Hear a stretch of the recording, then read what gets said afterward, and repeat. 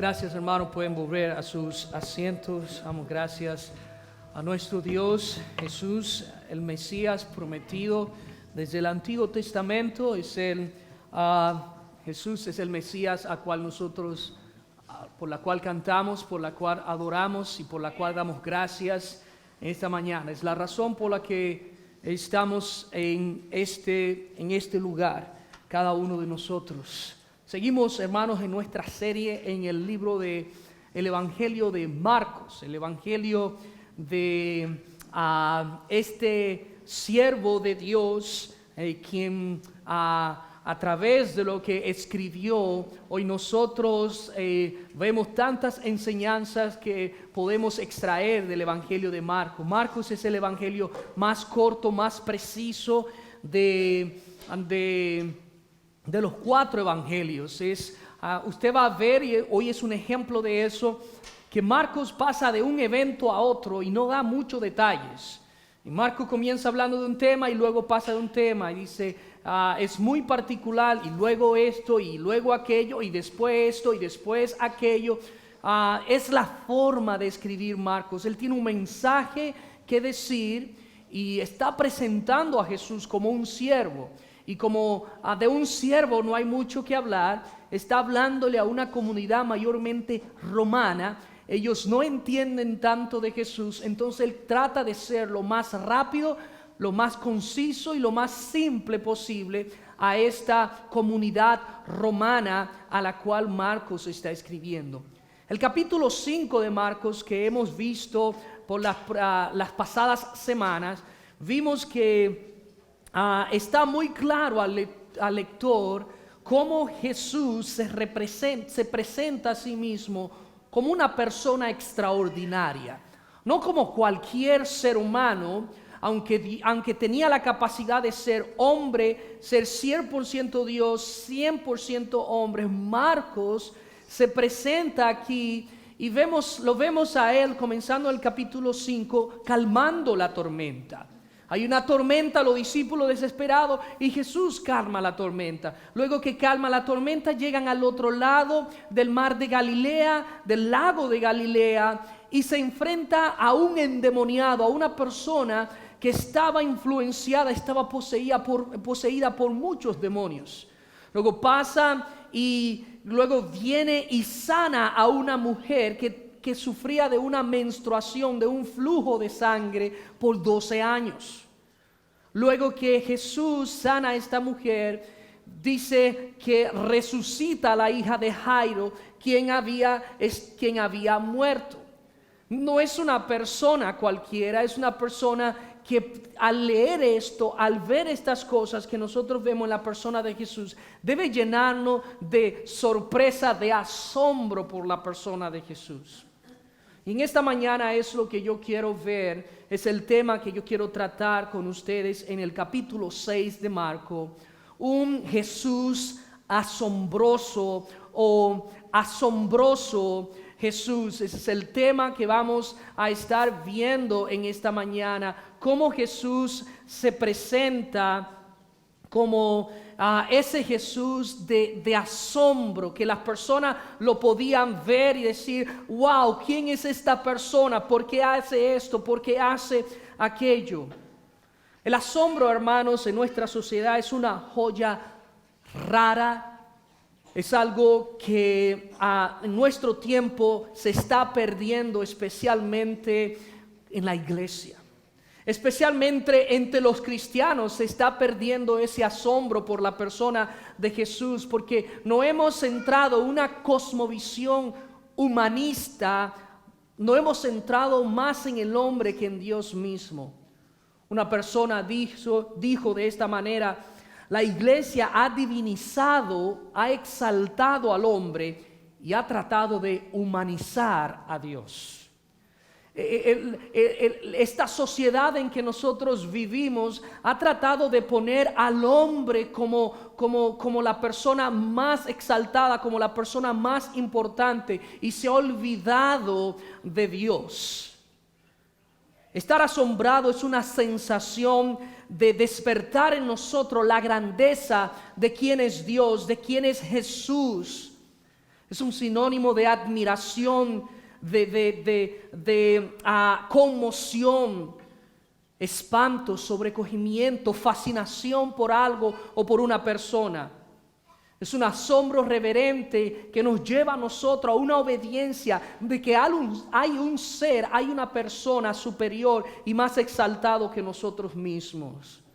El pasaje que vamos a ver hoy, vamos a ver a Jesús en dos eventos en la cual refleja su asombro, en la cual refleja su majestad. Y en primer lugar, yo quiero que veamos en esta mañana una persona extraordinaria, rechazada por personas ordinarias. Y antes de entrar a leer el versículo 1 del capítulo 6 en adelante, permítame orar al Señor. Padre nuestro, Señor exaltado, en esta mañana te pido que nos ilumine, nos instruya a través de tu palabra y hables a nuestra vida de diferentes maneras, diferentes facetas de nuestra vida en que nosotros nos encontramos. Gracias, Padre, por tu palabra, en el nombre de Jesús. Amén. Una persona extraordinaria, una persona que no es común y corriente, una persona que está por encima de todas las cosas, se va a enfrentar y va a ser rechazada por seres humanos ordinarios como lo somos nosotros y como lo eran en aquella época. El capítulo 6 de Marcos, el versículo 1, la palabra de Dios dice: salió Jesús de allí. ¿Dónde estaba Jesús cuando sanó a la hija de Jairo y cuando estaba con la mujer que había sufrido de flujo de sangre por 12 años? Jesús estaba en Capernaum. Y saliendo de Capernaum regresa a Nazaret. Nazaret no es el lugar donde Jesús nació. Jesús nació en Belén. Pero Nazaret es el lugar donde Jesús creció. Y por eso dice que vino a su tierra. Cuando Jesús vino a su tierra, que es Nazaret, el lugar donde él tenía su familia, los amigos con que Jesús había crecido. En la vida de Jesús nosotros no tenemos muchos detalles. Jesús nació, luego vemos a Jesús a la edad de unos 11 o 12 años que va al templo y se le desaparece a María y a José. No sabemos mucho de Jesús entre la edad de 12 años hasta los 30 años, donde reaparece otra vez, o donde los evangelios hablan de Jesús cuando él comienza su ministerio público. Pero Jesús regresa a Nazaret y dice: y le seguían sus discípulos, le seguían estos 12 hombres que Jesús había escogido, ese grupo íntimo de Jesús. Y llegando, el versículo 2 dice: y llegando el día de reposo, comenzó a enseñar en la sinagoga. Y muchos oyéndole se admiraban y decían: ¿de dónde tiene estas cosas? ¿Y qué sabiduría es esta que le es dada? Y estos milagros que por sus manos son hechos.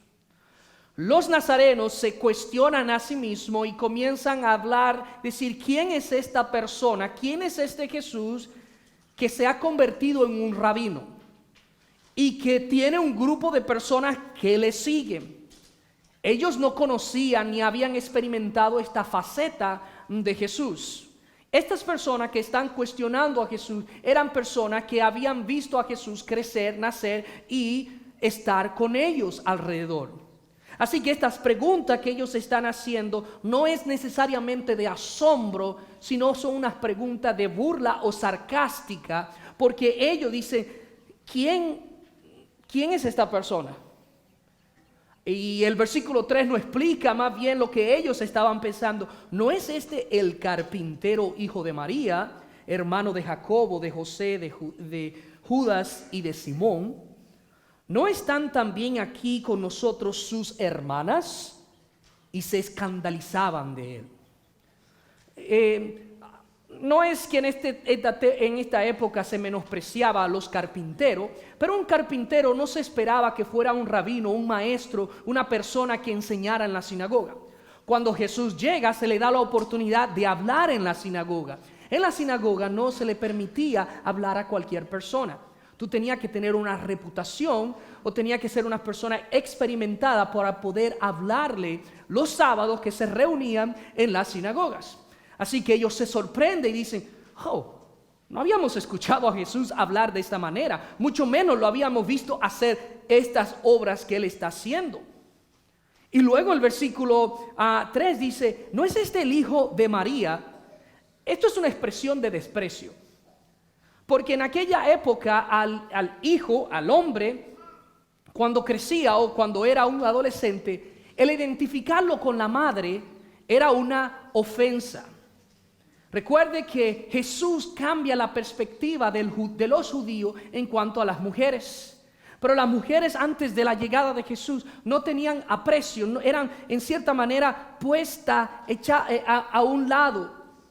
No tenían esa preponderancia de los hombres. Así que cuando a un hombre se le decían el hijo de María, era una forma de decir, que hablaba de que Jesús no se le consideraba a alguien que tenía un padre, o que el matrimonio, la relación entre María y José no era algo legítimo. Así que a Jesús lo están tratando con cierto desprecio al decirle, no es este el hijo de María.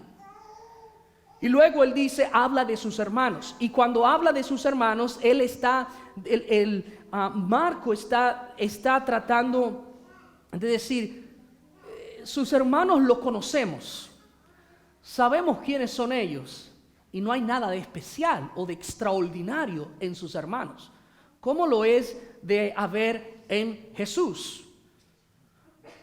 Y esto también va en contra de la creencia de que María no tuvo más hijos, sino que fue la Virgen María toda su vida. Lamentablemente, esto va en contra del catolicismo, porque la misma palabra de Dios aquí está diciendo, y María, hijo de María, hermano de Jacobo, y de José, de Judas y de Simón. Está hablando de varias personas. Y luego dice, también aquí está con nosotros sus hermanas. Entonces Jesús tuvo hermanas y tuvo hermanos. María no fue solamente tuvo a Jesús por obra del Espíritu Santo y simplemente se quedó ahí, sino que dice que ella formó una familia.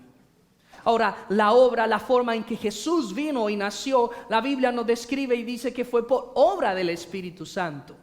Pero Judas, no Judas el Iscariotes, el que traicionó a Jesús, sino Judas, Simón y otros hermanos y sus hermanas, María no dio a luz, ni tuvo a estos hijos por obra del Espíritu Santo, solamente a Jesús. Así que dice que ellos se escandalizaban de él. Se sentían profundamente ofendidos y no creyeron en él al ver a Jesús actuar de esta manera. Entonces el versículo 4, Jesús les decía, no hay profeta sin honra, sino en su propia tierra y entre sus parientes y en su casa. Es claro, cuando lees el Antiguo Testamento, vas a ver consecuentemente cómo los profetas eran rechazados en su propia tierra y eran bien recibidos en otros lugares. Pero por los mismos judíos en el pueblo de Israel, ellos rechazaban a los profetas. Pero en otra tierra lo exaltaban, en otra tierra hablaban bien de ellos. Este era un refrán, Jesús está repitiendo un refrán de la época. No hay profeta sin honra, sino en su propia tierra y entre sus parientes y su casa. Lo que es común muchas veces nos parece, Jesús dice, lo que es común, lo que es familiar, muchas veces se convierte en algo ordinario y engendra cierto desprecio. Los de afuera muchas veces tienen más aprecio, más valor que la misma persona de adentro. Déjeme ponerlo en nuestro contexto para que lo entendamos mejor. Para muchos familiares nuestros, que en lo cual nosotros crecimos con ellos, vamos a suponer que hace 20 años que usted no ve a un tío o a un familiar, a un amigo que crecieron juntos. Usted era simplemente, no sé cómo le dicen en su país, pero un uno de los moscositos del barrio, de los que andaban en chancla, o los que andaban haciendo desorden en el barrio, de los que andaban molestando a los vecinos, robándole los mangos al vecino que estaba al lado.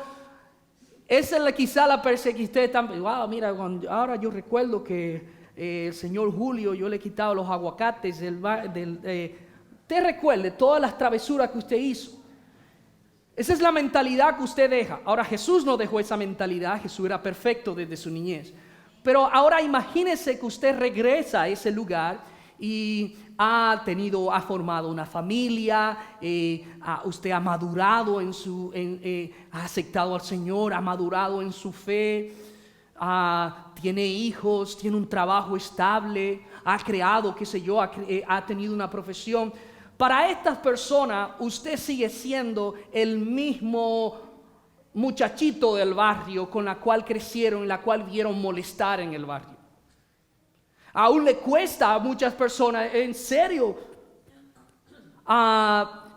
Pero tus hijos saben todas las cosas que tú hacías cuando estabas aquí.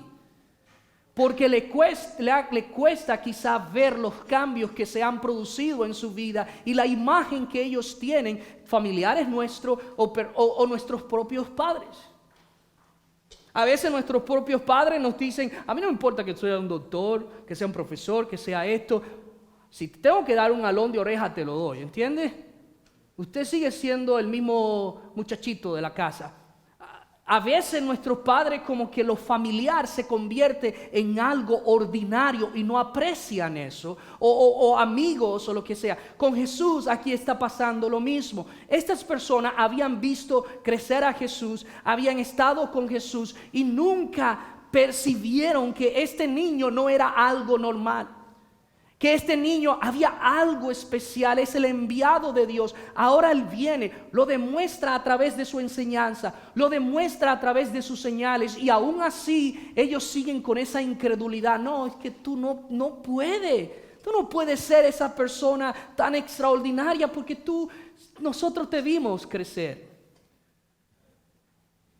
Estas personas vieron a Jesús como un hombre común y corriente y no aceptaron que era el mismo Dios encarnado. La Biblia dice que Jesús es Emmanuel, Dios con nosotros. La Biblia dice que Jesús era esa persona que había sido anunciada. Cuando en Éxodo capítulo 3, versículo 1 al 6, que estamos estudiando los domingos en la tarde, cuando en Éxodo capítulo 3 Moisés encuentra un árbol, un arbusto que se está quemando, que se está prendido en fuego, pero no se consumía, no se convertía en ceniza.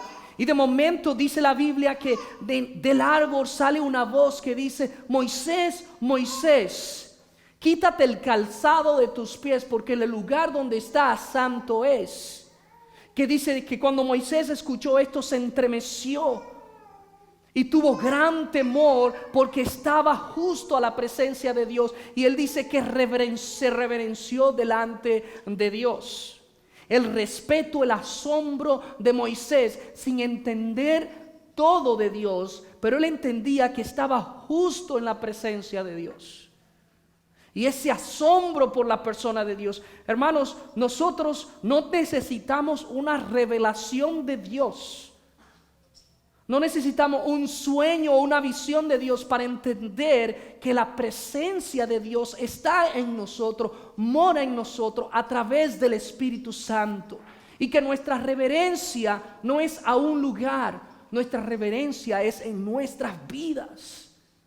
Hermano, la Biblia dice que nosotros somos el templo del Espíritu Santo y como tal, la forma en que nosotros respondemos a Dios, un asombro por la persona de Dios me conmueve, me lleva a mí a no ver a Jesús como cualquier persona, sino como al mismo Dios que se encarnó, que vino a este mundo y murió por mis pecados.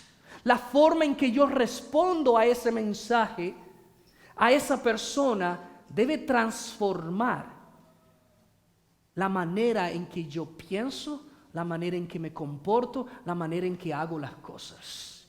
No importa dónde estés al frente de personas, estés a sola en tu cuarto, estés a sola en tu oficina o donde quiera que tú trabajes, o estás a sola en una casa trabajando. Recuerda que la presencia de Dios está en tu vida a través del Espíritu Santo, y la manera en que tú piensas, en la manera en que yo hablo, en la manera en que yo hago todas las cosas, representa a alguien. Dice el versículo 5, y no pudo hacer allí ningún milagro, salvo que sanó a unos pocos enfermos poniendo sobre ellos las manos. Y estaba asombrado de la incredulidad de ellos, y recorría las aldeas de alrededor enseñando. El rechazo y la incredulidad de estas personas no ató a Jesús. La incredulidad y el rechazo de estas personas no fue la que no permitió que Jesús podía hacer lo que Él quiera, porque Él es Dios, Él es soberano, Él es todopoderoso. Pero Jesús respondió y reaccionó a la incredulidad de ellos. La Biblia dice, en toda la Biblia, de las personas que narran acerca de Jesús, la Biblia solamente menciona 2 veces en la cual Jesús se sorprendió. 2 veces en toda la Biblia dice que Jesús estaba asombrado de algo. Este caso, donde las personas dice, y estaba él asombrado de la incredulidad de estas personas. Y luego, la otra vez que Jesús se sorprendió es en Mateo capítulo 8, cuando dice que el centurión romano tenía a un siervo enfermo. Va donde Jesús y le dice: Jesús, mi siervo está enfermo. Di la palabra y él se sanará. Tú no tienes que ir y poner tus manos sobre él, solamente di. Porque yo tengo siervos que me sirven y que están bajo mi dominio, y lo que yo le digo a ellos, eso hacen. Si tú eres Dios, y lo eres, con solamente tu palabra, esa persona puede levantarse y puede ser sanado.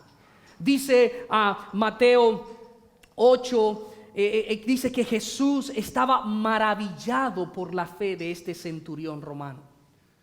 2 veces en toda la Biblia, un caso positivo y un caso negativo. Jesús se enfrentó, Jesús se entremeció, se sobrecogió por dentro y decir: increíble la hostilidad, la incredulidad de estas personas, que viendo todo lo que yo he hecho, todo lo que yo soy, aún así me están rechazando. Así cuando Jesús fue y sanó al endemoniado, y le pidieron ellos que estaban en la ciudad, en ese lugar: vete de nosotros. De esa misma manera Jesús salió de en medio de ellos. Ahí en sus notas ustedes tienen, pero algunas cosas que quiero resaltar. La incredulidad fue lo que llevó a Adán y a Eva a que rechazaran la instrucción de Dios en el huerto del Edén. La incredulidad fue lo que no permitió a los habitantes en el tiempo de Noé a que ellos rechazaran el mandato de Dios a través de Noé y no entrar al arca y perderse. La incredulidad no permitió a una parte de la nación de Israel que entraran a la tierra prometida de Dios. La incredulidad, hermano, es una ofensa a Dios. Hay una diferencia entre dudar y ser incrédulo. Un incrédulo es alguien que persiste aún teniendo evidencia de rechazar las evidencias que tiene y vivir una vida apartada, a pesar de saber que lo que está viendo es verdad, es real. No hay ningún problema con nosotros tener dudas o cuestionar lo que nosotros escuchamos o lo que nosotros leemos. Pero la incredulidad es una persistencia en rechazar una verdad. Y la incredulidad es una ofensa a Dios. Déjame ponerte este ejemplo. Imagínate que tú tienes una esposa que no te ha dado ninguna señal de duda en todo su matrimonio. Es una esposa responsable con sus hijos. Es una esposa responsable con su casa, es una esposa responsable en su trabajo, es una esposa responsable en su iglesia, es una persona que ha dado evidencia de que realmente se somete a Dios y se somete al liderazgo de su esposo. Pero imagínate que a pesar de darte toda esa evidencia, tú constantemente seas una persona que esté cuestionando su carácter, sea una persona que esté dudando de ella, sea una persona que esté diciendo, yo no sé si realmente tú me amas, yo no sé si realmente tú solamente me tienes a mí o estás interesada en otro hombre o no, porque te está dando toda la evidencia para que no dudes de ella, pero encima de eso estás dudando como hombre. O el caso puede ser viceversa. Imagínate, sería doloroso, sería una ofensa para esa mujer que está haciendo todo lo posible por agradar a Dios y servirte y ser la esposa que honre a Dios, pero encima de eso estás dudando. Es así como nosotros cuando dudamos y cuando vivimos vidas como incrédulos, cuando Dios nos ha dado toda la evidencia para decir que Él es digno de confiar, Él es digno de alguien a cual nosotros podemos entregar todas nuestras vidas. Servimos a un Dios asombroso, un Dios que ha demostrado ser digno de confianza y ser digno de ser alabado, porque Él ha dado evidencia de que realmente lo que promete, Él lo cumple. Por estas personas rechazaron a Dios, así como muchas personas hoy en día viven en un constante rechazo de Dios. La palabra de Dios dice en Juan capítulo 3 versículo 18, el que cree en Él no es condenado, pero el que no cree ya ha sido condenado porque no ha creído en el nombre del unigénito Hijo de Dios. ¿Sabías qué? Que lo que te va a enviar o lo que te va a llevar a una perdición, a una condenación eterna, no es tu pecado. Y se dice, ¿cómo que no es tu pecado? Porque todos nosotros pecamos. Aún cuando vienes a Cristo, continúas pecando. El problema, lo que nos lleva a una condenación eterna, es nuestro estado de incredulidad. El no creer a lo que Dios ha dicho, el no creer que Cristo es la persona que Dios ha enviado para salvarnos de nuestros pecados. Eso es realmente lo que nos separa de Dios. Nuestra incredulidad, el hecho de una persona rechazar las evidencias de un Dios tan extraordinario. No tan solamente tenemos una persona extraordinaria rechazada por personas ordinarias. En segundo lugar, vea conmigo una obra extraordinaria en manos de personas ordinarias. Una obra extraordinaria de parte de Dios que le ha dado la responsabilidad de darse a las personas ordinarias como fueron los discípulos, como somos tú y yo. Lo que vemos en los siguientes versículos es el asombro de la persona de Dios, aún dándole el privilegio a personas que no son merecedoras de ella. Después que los discípulos presenciaron este rechazo, ahora ellos iban a experimentar lo que Jesús experimentó cuando fueran enviados. Mire lo que dice el versículo 7. Vamos a ver tres cosas. En primer lugar, mire la autoridad que Dios le delega a los apóstoles en el versículo 6, el versículo 7 del capítulo 6. La autoridad que Dios le delega a los apóstoles, y dice, después llamó a los 12 y comenzó a enviarlos de dos en dos y les dio autoridad sobre los espíritus inmundos. Jesús envió 12 apóstoles. Y dice que ellos comenzaron a ir de dos en dos. ¿Por qué dos en dos? Bueno, esa es la forma en que Jesús eligió que lo hicieran. De esta manera ellos podían ayudarse el uno a otro. De esta manera ellos podían ser testigos el uno al otro. Y le dio autoridad sobre los espíritus inmundos. Fue una autoridad delegada por Dios en ese momento específico a este grupo de personas.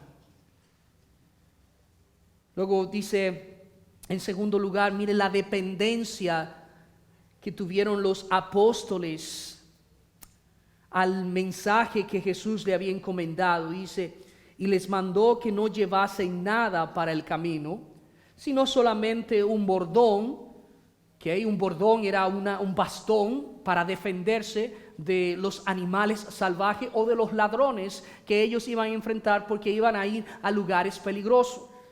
Ni alforja, ni pan, ni dinero en el cinto, sino que calzasen sandalia y no vistiesen 2 túnicas. Ahora Jesús le pide que vayan simplemente con lo que tienen. Tomen un bastón y váyanse a sí mismo a su primera misión. Es la primera misión que los discípulos van a hacer. Esto no es un ejemplo para nosotros tomarlo y decir así deben hacerse las misiones. Irte y solamente confiar en Dios de que Él va a proveer todo lo que tú necesitas. No busques dinero, no busques nada, solamente vete.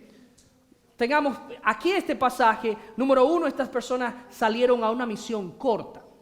Número 2, salieron sin familia. Número 3, Jesús les dice, váyanse que yo me voy a encargar. Esto no es un modelo de misiones, porque más adelante Jesús lo va a mandar en su segunda misión, Lucas capítulo 22. Y en esta misión Jesús le dice, llévense alforja, llévense ropa, llévense comida, porque la misión va a ser más extensa. Entonces lo que Jesús le está diciendo a ellos, vayan, que yo me voy a encargar, lleven solamente estas cosas, yo me encargo del resto. En tercer lugar, mire la prioridad que te iba a tener su misión. La prioridad de la misión que ellos iban a hacer. Y dice, y les dijo, donde quiera que entréis en una casa, posad en ella hasta que salgáis al otro, hasta que salgáis de aquel lugar. Era algo muy típico. En aquel tiempo los maestros iban y se quedaban en las casas y los recibían, ellos comían, se abastecían y seguían su misión. Era algo muy común en aquella época. Ahora no me pida a mí que dice, ok hermano, Pastor Jesse, váyase a Honduras y desde que llegues al aeropuerto, la primera casa que tú llegues, ahí te van a dar comida. Yo no sé, porque nadie me conoce. Eso no, si usted tiene fe, hermano, usted va a ir y va a hacer la obra de Dios y Dios le va. No, hermano, no, esto no es un ejemplo para nosotros decir si tenemos fe o no tenemos fe. Lo que en este caso está pasando era algo cultural que se hacía, y es Jesús quien le está pidiendo, vete así mismo como están y en las casas te van a recibir.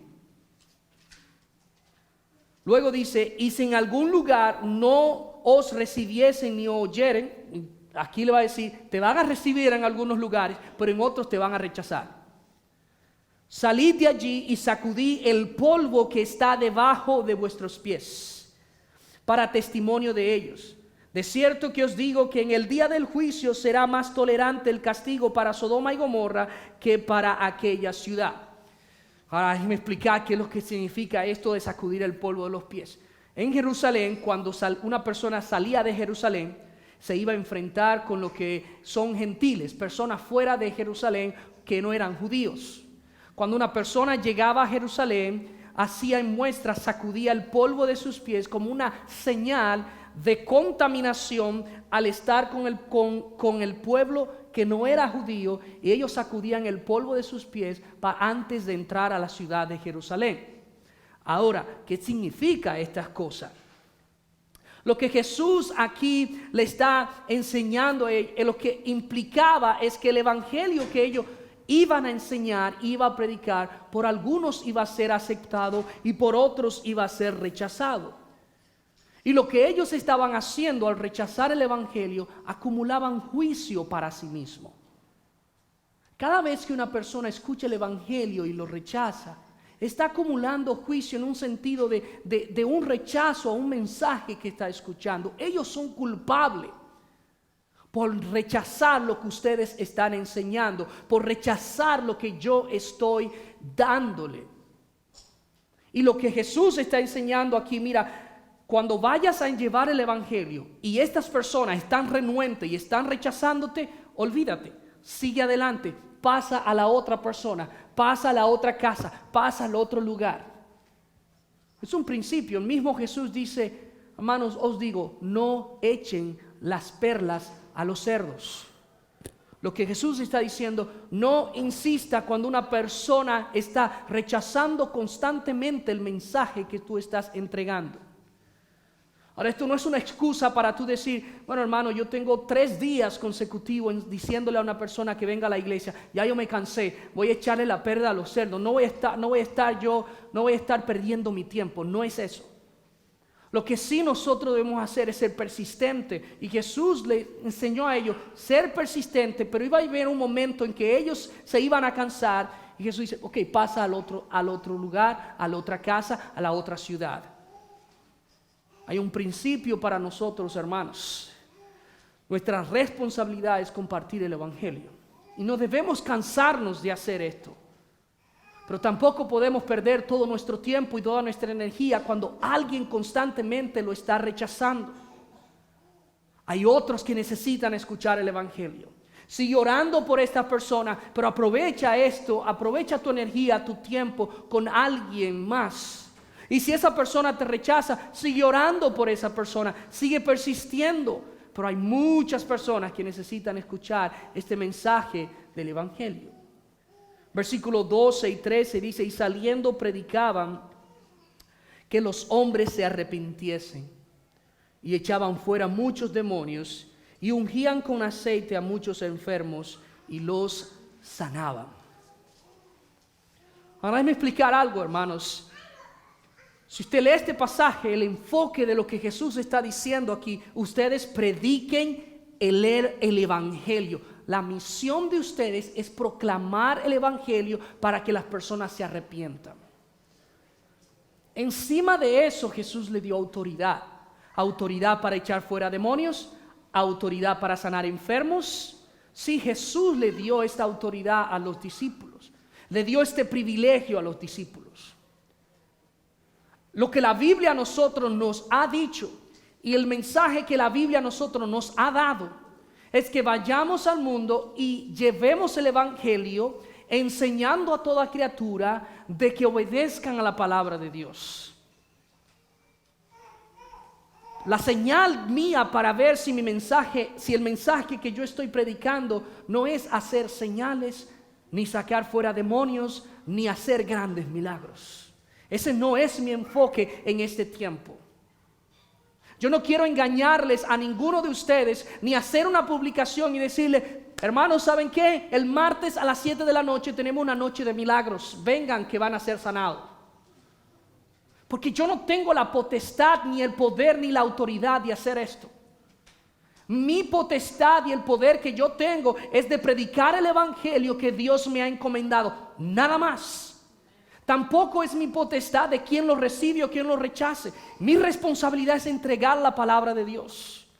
¿Que Dios puede hacer milagros? Pues claro que sí. Dios es el Dios de Moisés, es el Dios mío hoy en día. El Dios de Abraham es el mismo Dios hoy día. El Dios de Noé es el mismo Dios hoy día. Pero yo no me puedo atribuir un don, no me puedo atribuir una autoridad que no me ha sido delegada. Jesucristo le dio la autoridad a los discípulos de ir a hacer señales. Pero más adelante, los discípulos no pudieron hacer milagros. Y Jesús tuvo que venir a ayudarle y decirle, ok, esto no sucede así solamente porque ustedes creen que tienen una potestad. Ellos se olvidaron que la fuente era Jesús y comenzaron a atribuirse cosas que no le correspondían. Hay muchas formas en que la iglesia hoy en día puede ser engañada. Ven a Jesús y tú vas a ser prosperado. Ven a Jesús y da a Jesús las primicias de tu bienes, de todo lo que tú tienes, y Dios te lo va a multiplicar. No, hermanos. Ven a Jesús y todas tus enfermedades van a ser sanadas. Oh no, hermanos, yo no sé si tus enfermedades van a ser sanadas o no sé si tus enfermedades van a ser duplicadas, pero yo te puedo asegurar algo. Tú vas a entender, cuando vienes a Cristo, vas a entender el propósito y la razón por la cual nosotros vivimos en esta tierra. Y aún con tus enfermedades, aún con tus achaques, aún con todas las cosas que experimentamos, vamos a aprender que esta vida se trata de algo mucho más que simplemente nosotros. vivimos con un propósito mayor, es glorificar a Dios. El mismo apóstol Pablo dijo, ¿sabe qué? Yo tengo un aguijón en mi carne. Y Satanás quiere utilizar eso para desanimarme. Y yo he rogado un montón de veces que Dios lo quite de mí. Pablo dijo, y muchas personas creen que Pablo sufría de una enfermedad de la vista y de migraña constante por todas las circunstancias que él había pasado llevando el evangelio. Y Pablo dice, esto es un aguijón en mi carne, esto me duele y yo quisiera, Dios, que tú lo quites de mí. Pero al final Pablo dice, bástate mi gracia porque mi poder se perfecciona en la debilidad. Pablo hizo milagros. Pero Pablo no pudo quitarse una enfermedad que él mismo tenía porque no tenía el poder. Si alguien me dice, yo tengo el poder de hacer milagros, hermano, vente conmigo, vamos al hospital, ahí lo necesita. Vente conmigo, vamos a hacer la obra de Dios en este lugar. Esta persona está acostada aquí y tiene 5 años con una enfermedad y un cáncer. A ver, órale. Hermano, mi responsabilidad es confiar en un Dios que me ama, en un Dios que cuida de mí. Y mi responsabilidad, Pablo dice, aquí Jesús le dice, vayan, lleven el evangelio para que las personas se arrepientan de sus pecados. Y ese es el mensaje que yo tengo que proclamar. Mis hermanos, mi asombro, mi admiración, mi deleite, mi pasión por Jesús es lo que me va a mover a mí a vivir una vida en obediencia. Mi asombro por la persona de Jesús es lo que me va a mover a proclamar el evangelio, las buenas noticias a aquellos que no la conocen. Mi asombro por Jesús es lo que me va a mover a amar a mis hermanos aunque ellos no lo merezcan. Porque de la misma manera Dios me ha amado a mí. Ninguno de nosotros que estamos en este lugar merecemos el amor de Dios. Pero aún así el amor de Dios es constante a nuestras vidas. Un asombro cuando yo estoy asombrado por algo, cuando yo estoy consternado por algo, cuando yo estoy emocionado por algo, cuando tengo pasión por algo, digo, ¿qué hablarle a otros? No puedo tener una conversación si no es hablando de este tema porque me apasiona, porque me encanta, porque me gusta. Yo espero que Cristo se convierta en eso en nuestra vida y no tengamos una conversación con ninguna persona, con una persona en la cual nosotros no traigamos el tema de Cristo porque es lo que nos apasiona. Quizá algunos de ustedes en sus temas no pueden dejar de hablar de sus hijos. Son nuestros hijos, son hermosos y lo amamos. Porque te apasionan, te encanta verlos crecer y hablas con otro de ellos. Otros le apasiona, quiero hablar de mi trabajo con todas personas. O quiero hablarle del último carro que me compré. O quiero hablarle de esto, aquello, el deporte que estoy jugando, lo que sea. Lo que te apasiona es lo que te mueve, es lo que compartes. Lo que te apasiona es lo que pones en las redes sociales. Ok, esto es lo que yo voy a publicar, esto es lo que voy a hacer. Me apasiona esto. Hermano, espero que Cristo se convierta en ese asombro. Y juntos como familia nosotros podamos orar para que Dios produzca en nuestro corazón un asombro por su gloria, un asombro por su sacrificio, un asombro por su encarnación al venir a este mundo, a encarnarse como Dios entre nosotros, Emmanuel, un asombro por su resurrección de entre los muertos. Que nuestra vida esté tan asombrada hasta el punto que no paremos de compartir, de proclamar de esta persona tan asombrosa a la cual nosotros servimos, la cual nos ha salvado, la cual nos ha rescatado, la cual nos ha dado vida y nos ha dado una vida con propósito, con significado y con valor. Hermanos, inclinen sus rostros. Y vamos a concluir dando gracias a Dios. No tenemos otra cosa que dar gracias a Dios por lo que Él es, lo que ha hecho en nuestras vidas. Servimos a un Dios, a un Jesús que es asombroso. Lo más asombroso en nuestra vida es el cambio que Él ha producido en nosotros, quienes éramos y lo que Él ha hecho en nuestras vidas, ahora de quienes nosotros somos. Hermanos, que una persona extraordinaria, rechazada por personas ordinarias, es quizás esa persona que tú estás rechazando hoy en día. Es esa persona que constantemente tú rechazas en tu vida. Pero esa persona también tan extraordinaria, una obra tan hermosa como lo es el Evangelio, nos ha dado a nosotros el privilegio de compartirlo. Espero que nosotros, hermanos, valoremos eso y que nuestro asombro por Jesús y el Evangelio nos mueva a compartirlo con otros y nosotros vivirlo en nuestras vidas.